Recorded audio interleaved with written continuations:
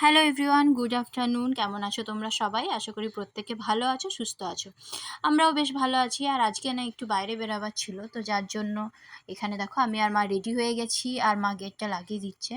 এরপর আমরা বেরিয়ে পড়বো। তো দেখো, যাওয়ার সময় না আমি সবসময় চেষ্টা করি, মানে কোথাও গেলে আর কি, যে যেন এই রাস্তাটা দিয়েই যেতে পারি। মানে ইচ্ছে করে এই রাস্তাটা চুজ করি, কারণ এখানে যে গাছগুলো লাগানো আছে না, আমার ভীষণ ভালো লাগে।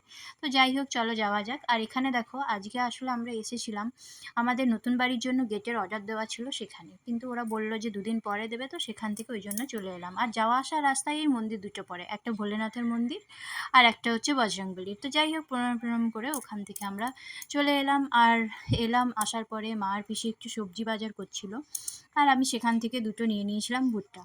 তো যাই হোক, তারপরে বোনের সাথে একটু দরকার ছিল, ওই যে মা চলে গেল। আর এখানে দেখো চপ সিঙ্গারাও নিয়ে এসেছিলাম। আর আমার না শীত গ্রীষ্ম বর্ষা যাই বলো না কেন, ভুট্টা খেতে বেশ ভালো লাগে। কার কার আমার মতো ভুট্টা খেতে ভালো লাগে কমেন্টে জানিও।